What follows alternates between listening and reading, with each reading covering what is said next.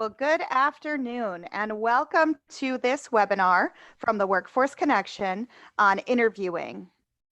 My name is Courtney Geiger with the Workforce Connection, and I am so thrilled to have Brooke Henderson with us today presenting this webinar. Brooke is the Youth Intake Specialist for the Workforce Connection, and Brooke has a long history of career coaching and instructing career readiness. So she's just the perfect person to present on interviewing. So with that, I'm going to toss it over to Brooke. Thanks, Courtney. Hey, everyone. This is a little bit weird for me, so bear with me because we're not used to doing this like virtually, but hopefully you guys learned some stuff today about interviewing. The first thing that I want to talk about today, it's not working. Well, the first thing that I want to talk about today, but my PowerPoint is not working, is what is a job interview? So typically people think that a job interview is a chance for the employer to interview the employee, which is true, but also an interview is a chance for the employee to interview the employer. I can't tell you how many times that I have went on Indeed and found a job that I thought would be my dream job, and then I go for the interview, meet the people, walk around the building, and figure out that that's not a great fit for me. So just keep that in mind when you go to your next interview. It's also a chance for you to showcase your skills to an employer because nobody knows you better than yourself. So does anyone know if I say that you should be willing and ready to be ready for an interview at any time, what that might mean? Anyone? No? Okay. Well, Nothing in the chat yet. Nothing in the chat yet, Brooke. Okay, so I can tell you what that means. That means that even if you're going to Walmart in the middle of the night, that you probably shouldn't be wearing pajama pants and Crocs because you never know who you could bump into. I'll give you an example. So when I used to teach career readiness, I had a guest speaker come in and she talked about how she went to school for dance, some kind of team dancing or something. And she was going to school for that. And she stopped at Panera on her lunch break and she met somebody from the organization CASA. And they ended up just talking over their lunch about what they were doing and everything. And she had a whole career change just based on that quick bump into somebody at lunch. And she ended up working there for 8 years. So just be ready at any time for an interview because you never know who you can meet. Go ahead with the next slide. I guess you got to do it. Okay, so a very important thing that you need to do is do your research before the interview. A lot of people don't do this, but it can give you the edge over the next candidate. So what I mean by researching the company is, I'll give you an example. When I had my first interview at Goodwill a few years ago, the first question that they asked me was, what do you know about Goodwill? And if I wanted to be like everyone else, I would probably just say what I know. You sell used clothes. But you want to stand out to the employer. So what I did was a little bit of research. And after doing my research, I found that Goodwill actually has a GED program, a tax program. They help people with disabilities get jobs, and a bunch more stuff. I'll go with another example, McDonald's. If you go to McDonald's and they ask you, what do you know about McDonald's? The first thing that you might say is, oh, you make burgers and fries. But again, you want to stand out in an interview. So you can go on their website, take a few minutes, and you might find that you could see something cool like, oh, last year, the Ronald McDonald House raised $1 million. The other thing that's important to know is the name of the person that will interview you. Typically, you want to know the first and last name because if they have a common name like Chris, there might be 5 Chris's that work there. And if you arrive 15 minutes early, by the time that you figure out which Chris you're there to interview for, it might show that you are 5 minutes late. The other thing, you may have been someplace before where you might be relatively familiar with where the interview might be, but you might not have been on that floor or, know your whole way around the building. So it's always good to go around the night before and just see how long it takes you to get there and, where you will be going, because you want to be focused and you not have to worry about the smaller things. The other thing that I always tell people to do is bring at least 3 copies of your resume, because sometimes when you're nervous, you get stage fright. And if you're being interviewed by more than one person, it can get overwhelming. So if you have 3 copies, You'll have one for yourself and possibly the 2 or 3 other people. And that way, if they ask you a basic question and you kind of, your mind goes blank, you can be like, oh, at the last job, I did this, this, or this. The other thing that you want to do is make sure that you're prepared to talk about any red flags on your resume, like large gaps in work history or poor work choices. Typically, I recommend that you don't put down jobs that you were fired from on your resume, because again, when you're nervous, you kind of ramble and you might dig yourself into a, big hole that you can't get out of. But if you're just talking about red flags, a very simple answer that you can give is, I took time off to focus on my education or for personal reasons. But you don't want to go much deeper into that, because you only want to answer what they're asking. Again, when you're nervous, you don't know what to say, so you might blurt out things like on Family Feud that you didn't really mean to, but you just said it because you were nervous. The other thing that's very, very, very important, and I can't stress this enough, is to make sure that you lay out the clothes that you plan to wear. So what I mean by this is, if you don't usually dress up very often, you want to make sure that you get the clothes out and it's not something that you wore in 6th grade for your band concert, because it might be too big or too small to wear. Also, we'll go into this a little bit later, but you want to make sure that your stuff is not wrinkled. And practice makes perfect, so you want to make sure that you practice before an interview with family or friends, or you can even record yourself, kind of like I'm doing right now. I swear to you that if you record yourself, you'll see all of the weird things that you do and never do them again the next time you're interviewed. And then also, you want to make sure that you prepare questions to ask during the interview. The way that society has set us up is we kind of think, oh, if I don't ask questions, then that will show like I was paying attention and that I care about the job. But employers actually want you to ask questions. They want to know that you're engaged and that you actually genuinely want the job. So even if it's a question just as, how long have you been working here? What do you like about the job? That would be really great. So at least have 2 or 3 of those questions. Go ahead to the next slide, Courtney. Phone interviews. So typically when you're going into an interview, you'll first get what's called a phone screen or a phone interview.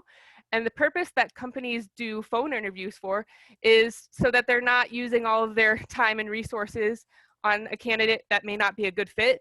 So by doing what's called a phone screen, they can kind of see if they should, give you a second look, or if they should scratch you off of the list. But just remember that the phone interview is your first point of contact with the company, so you want to make a good impression. And you may not get the job on the first interview, on the phone interview, but you can certainly lose it if you, aren't well prepared or you say weird things during that. Go ahead, Courtney. Okay. So some tips for the phone interview.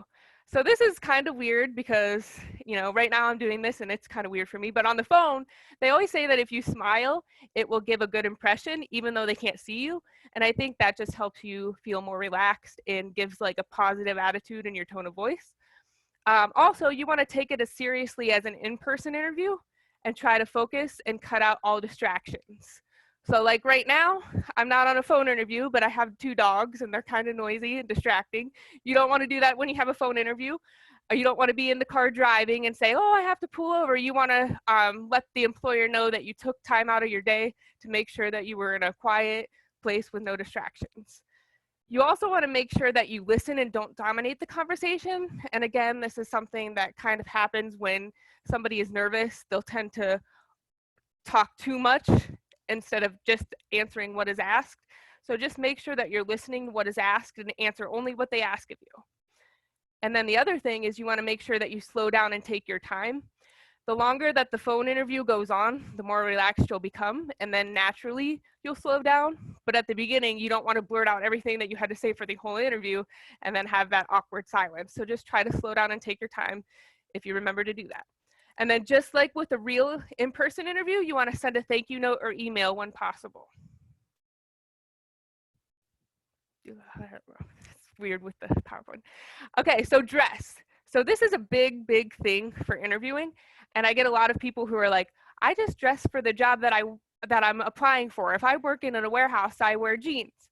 Well, you should never wear jeans to an interview, but if you do, there's it's not the end of the world. But again, you want to remember that your first impression is the lasting impression, because you may get that job, but years down the line, you might be surprised to hear your boss say, I can't believe you're still here because you showed up in pajama pants and Crocs, you know?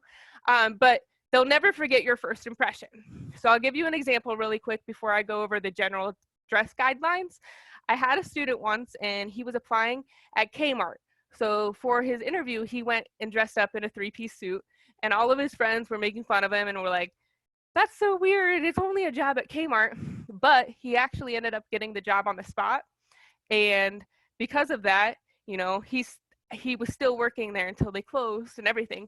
But that just gave the employer the impression that they knew that this person was going to go above and beyond before they even started the job. So again, you want to make sure that you always have clean, conservative, pressed clothing. I've ran into some funny, dress in my days of teaching career readiness. You know, somebody will wear a tie, but it looks like an accordion because it's too wrinkled, so you don't want to do that. You want to make sure that you don't have any stains on your shirt. And if you don't have like an iron or know how to iron, there's always other things you can do. You can put it in the dryer, or you can hang it, on the towel rack in the bathroom while you're taking your shower, and the steam will help press it.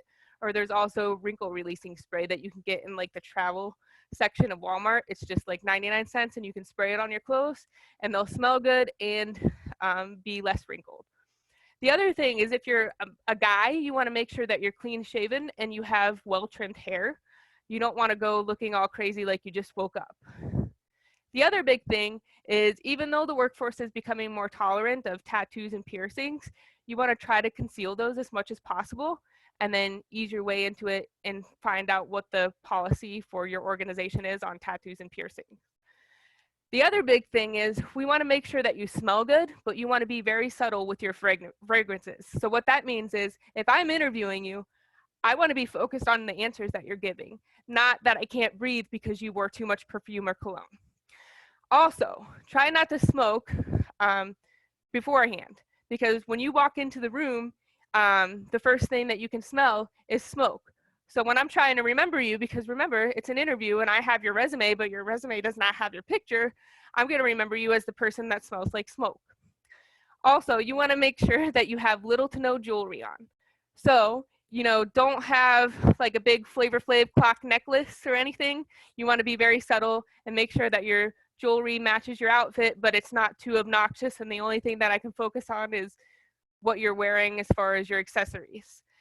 And this is a big thing for females. If you're going to wear a skirt or a dress, you want to make sure that it's to the knee even when you're sitting down. As to go along with that, you want to make sure that you're wearing neutral makeup, nails, and hair color.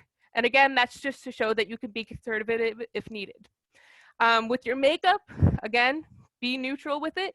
With your nails, this has become a recent issue lately. If you're going for a job, like let's say, for example, you're going to be a cashier.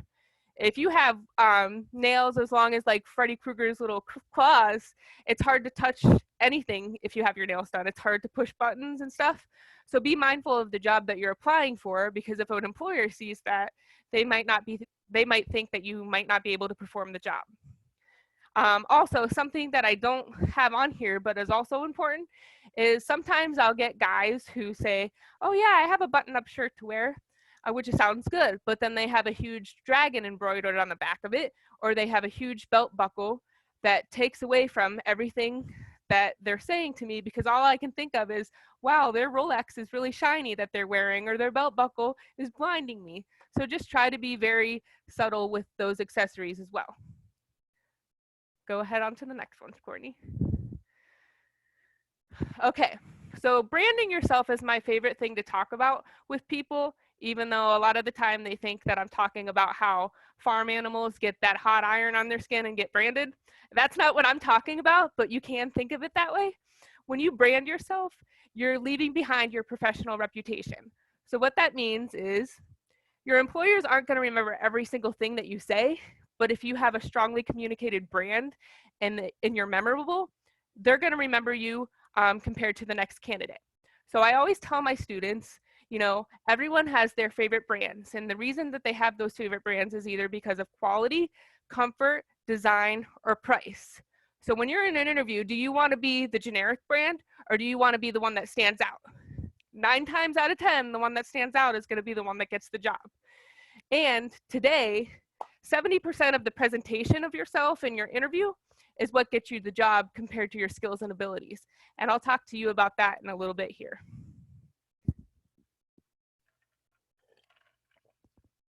The next thing that I want to talk to you about is the importance of first impression. So some of these tips that I have came from different HR people in the community. One of the things is to arrive early, but not too early. In Rockford, a lot of people take the bus. So sometimes it's out of your control on how early you can arrive. But I do want you to keep in mind that sometimes when you come in more than 15 minutes early, it makes the employer feel rushed, because usually the first time that you walk into the door, the secretary or the administrative assistant or whoever's there, the first thing they do is call the person that you're there to meet with. And if they're like on their lunch break and feel like, oh, I have to hurry up and eat this food because they're already here, it might give off a bad vibe on your interview. The other thing that you want to do is, and again, I don't have it on here, but this is a very important tip, is be mindful of how you treat the employees that you come into contact before your interview. So maybe if you meet that secretary or that coworker or teammate in the organization, don't be surprised if the person that was interviewing you asks the people who already work there how your interactions were. Because remember, everyone's working together as a team, so they want to know if you are a good fit for the people to work with the people that are already there. The next thing is make sure that you're sitting up straight. You don't want to be slouched. That kind of gives off the vibe that you're not interested in being there and that you don't really care about the job. And then the other thing that, even though sometimes it can be awkward, is to make sure that you smile and make eye contact. If you don't make eye contact, sometimes, again, that can come off as disinterested. And that's very important because you want to show that you're absolutely interested in the job.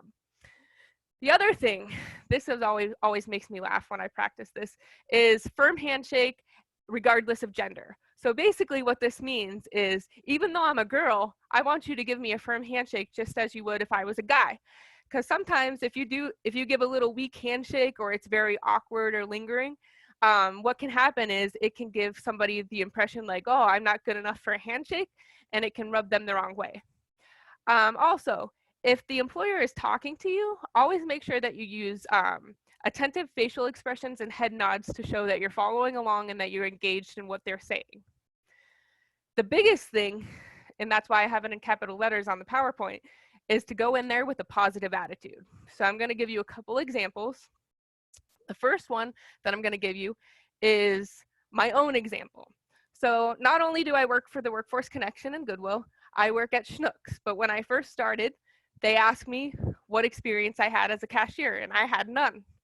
But you kind of can get away with that by having a positive attitude. So what I said was, you know what, to be honest with you, I don't have any cashier experience, but I've always been willing to go above and beyond and learn what I need to perform a job well done. And I was able to get a job, and I've still been working there for now 2 years. The second example that I used to have a coworker who taught career readiness classes with me, and she was young, and she wanted to apply for a job at the Community Foundation, which, if you don't know about, we have a lot of resources on our Workforce Connection Elevate Youth Program site. So check that out. But anyway, she wanted to apply for this job, and she thought that because she was so young and she didn't have much experience because she just had recently graduated, that she would not get the job. And I encouraged her and said, don't knock it until you try it. You never know what can happen. So she ended up getting the job. And because she likes to always, develop professionally, she asked afterwards why she was chosen compared to somebody else with more experience. And they gave her an answer, which basically was because she had positive attitude and enthusiasm. And sometimes that can get you the job compared to somebody with more experience, because sometimes what happens is, unfortunately, people with a lot of experience sometimes get comfortable and think that there's no way that they're not going to get the job compared to somebody who's fresh and new to the workforce. But your positive attitude is really everything, because your positive attitude is contagious. It's kind of like a cold, so it rubs off on people. So if you're showing that you're positive, you really can't say no to people who are smiling. Little Girl Scouts, think of them that way. You can't say no to somebody who has a positive attitude. And then the last major thing is, I know everyone doesn't drive. I'm one of those people, but you want to make sure that you leave, your children and your family members in the car, or have them come and pick you up later, because it really leaves a bad impression if you bring in your whole family in the waiting room and then the employer feels like, well, man, they couldn't even find a babysitter or transportation for 30 minutes for this interview. So what's going to happen if we hire this person? Go ahead with the next one. Okay, so this is usually why people tell me that they go to the interview workshop, which reminds me, I did create a poll, but I already forgot about it, but we'll get to that hopefully, is how to answer the interview questions and any tips that I may have. So the first thing that I want to do is go over the questions that are commonly asked, and then I'll talk to you about a few hints. So the first thing is that people usually ask is, tell me about yourself.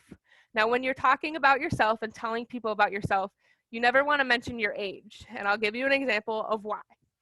If you go into a job interview and you're like, I'm 17 years old and I have 3 kids and I do this, well, guess what?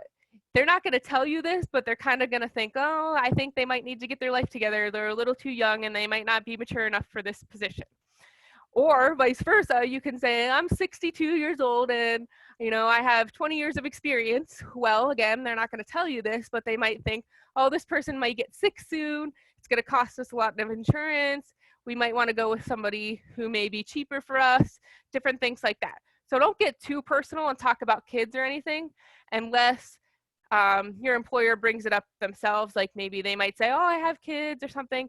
Then that's kind of like a little hint that it might be okay to bring that up. The next question is, why should I hire you? Now, the next 2 questions that I'm going to go over with you are questions that people kind of get confused with sometimes. They link them all together, but it's actually 2 separate questions. So the why should I hire you question is different from what are your strengths or your weaknesses, because they're asking you basically, why should I hire you compared to the next candidate? And what I tell people to do is come up with 3 adjectives. Adjectives are words that describe yourself. So when you're coming up with these 3 words, what I want you to do is think about the job that you're applying for. So if you're applying, again, we'll go with cashier because that's a common one. I want you to think about 3 characteristics that a good cashier would have. So, you want to be accurate because you want to give people back correct change. You want to be relatively quick at scanning things because nobody wants to wait in line forever. And maybe you want to have great customer service skills, because if you don't have those, it's pretty difficult to enjoy your job, right? So I came up with my 3 characteristics, and when you give your answer, your response to that question, you want to give a little bit about why you'd be a good fit for that job. So for example, if I said, why should I hire you? I'm not going to just say, I'm a people person, I'm very quick at scanning things, and I'm accurate at giving people change. I want to say why. So let's go with a different career, like nursing, okay? If I say, why should I hire you? I can say, well, I have 5 years of experience working in the nursing field, and ever since I was little, I used to take care of my grandma and play at home. That gives a little personal touch that shows that I'm not just in it for the job, that I'm really passionate about what I want to do. So just remember that. Normally when I'm doing this, live interactively at the Workforce Connection, I do a little activity where I have everyone who's participating come up with weird jobs, like a hamster wrangler, right? And everyone also comes up with weird characteristics or adjectives to describe that. So let's say that I chose you and you chose hamster wrangler, and you picked that you had sticky hands, you smelled bad, and maybe something else. Well, why I do that activity is because if you're able to describe why you'd be a good fit for that job using those weird characteristics, you can definitely describe why you would be a good fit for a job with your own characteristics. So just keep that in mind. And I also tell people to think about that with your strengths. For some reason, people have trouble coming up with their strengths. But remember, you know what you're great at, so just use that in the interview.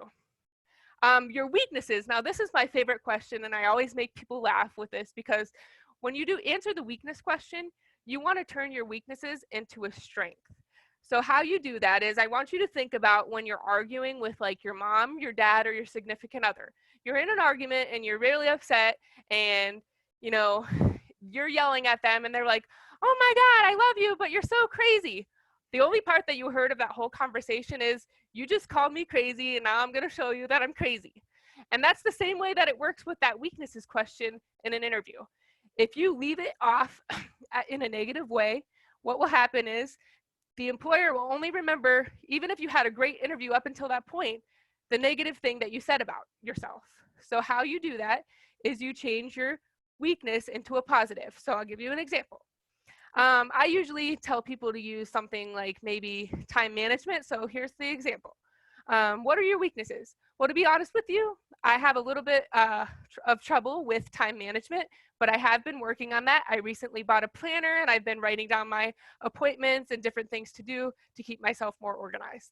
See how that turns it into a positive, that you're willing to work on it and you recognize it as one of your weaknesses, but you're trying to develop it, makes it a lot better.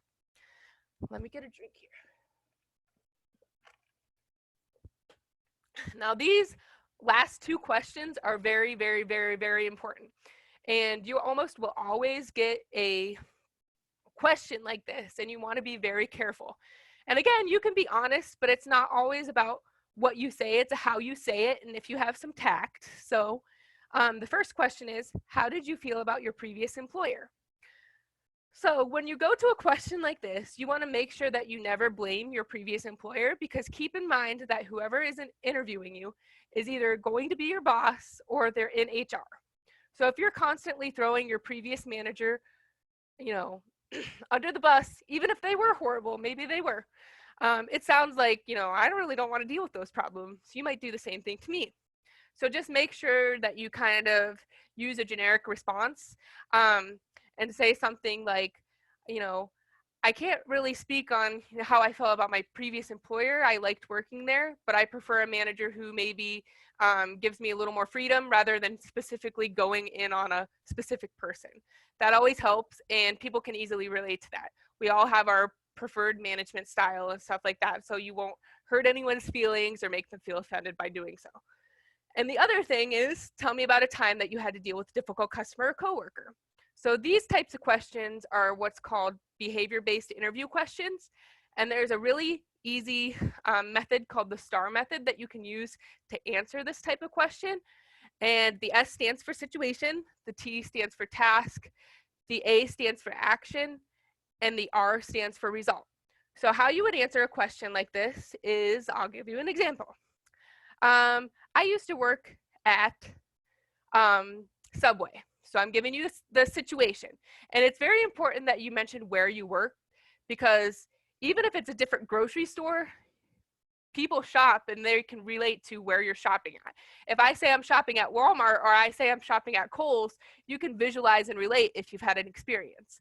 So I'm saying I worked at Subway. So I worked at Subway and I had a customer come in saying that I made their sandwich incorrectly and left off some ingredients. So I happily remade their sandwich and gave it to them again. The customer came up again and said that I still made it incorrectly. And so this time when I remade it for a second time or a third time, I added in a free cookie and they left happily. See how I did not do this? I'll tell you what I did, what mistake you can make. I made the person sandwich for a third time, but I knew they just wanted free food. You never want to say that, because the customer is always right, even when they're wrong. And I know it can be frustrating sometimes, really frustrating, but unfortunately, any job that you work in has some element of customer service. So you want to try and resolve the problem rather than make it worse or go directly to a supervisor. Always try to work on it yourself first.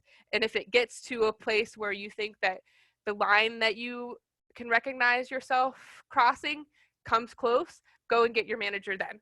But always start with your situation. So, I worked at Subway. Your task was what you were trying to do. The customer came in, the food was made incorrectly. Your action was you remade the sandwich. The result should always end in a happy result.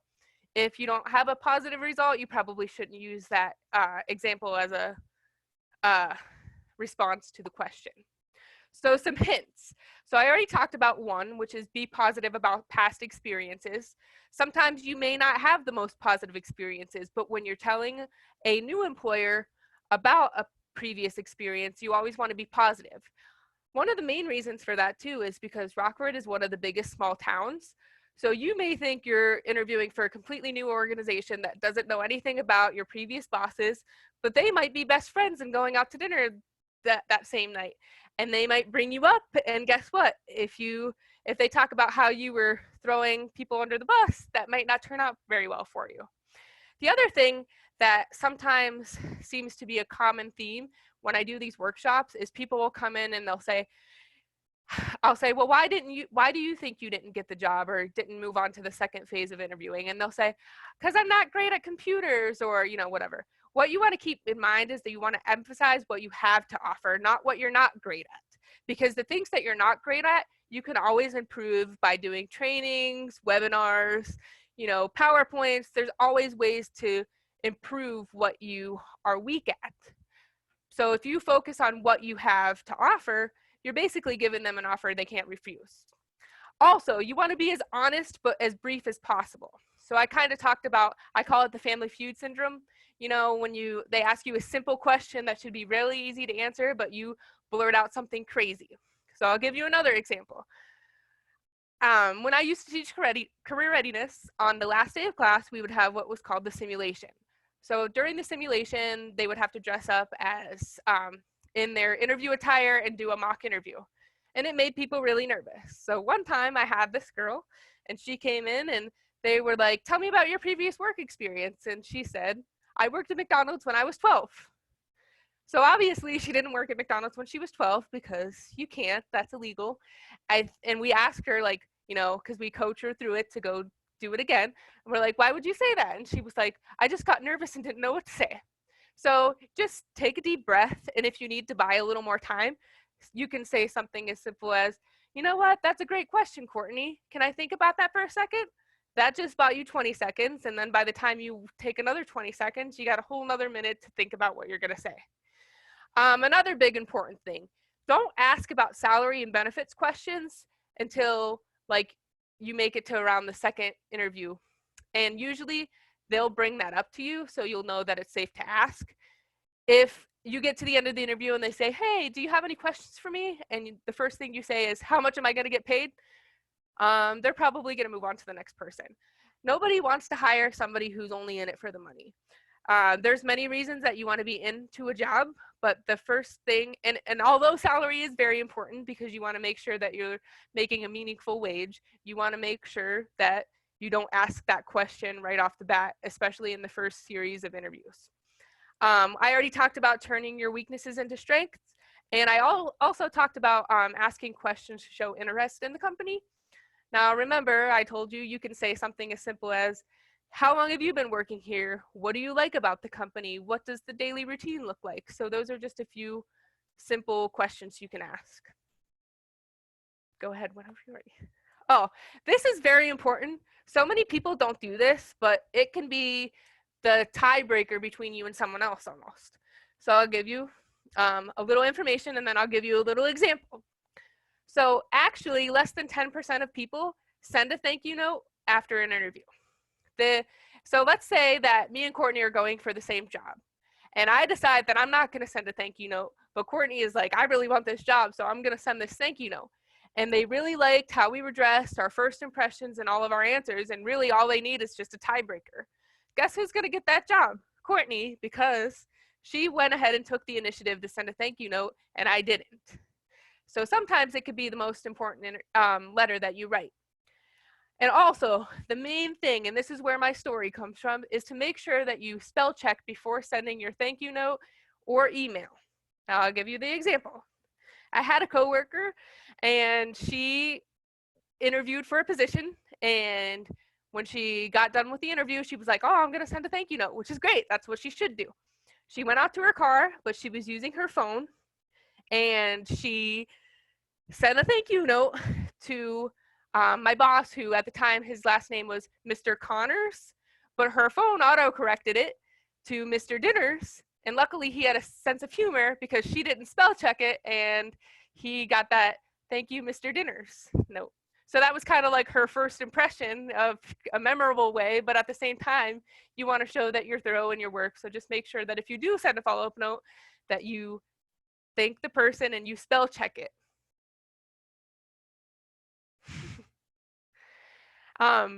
I am always available, especially right now, since we're not available at the Workforce Connection physically. I'm always available by phone or by email. So if you have any questions that I haven't answered today, you can always email me. Does anyone have any questions? I don't see any on the chat right now, Brooke, but Okay. want to thank you. This was wonderful information, and I learned a lot just listening to you and hearing some of the examples. Maybe we'll give our chat just a minute, so if someone has something, they can write it on there. Yeah. I forgot about the poll that I asked you to create, but first time That's for everything. okay. Yeah. Everyone's learning new skills now, including us. True. All right. Well, Well, I thank you don't. guys. Yeah, thank you guys for coming to the webinar. Hopefully it entertained you some of the time. I know I've been getting pretty bored lately being at home all the time, but if you have any questions, feel free to reach out to me or Courtney or anyone at the Workforce Connection. Great. And I will put the recording up on our website as well, so you'll be able to see this at another time. Thank you again so much, Brooke, for presenting. No problem. Have a great day. You too. Bye-bye.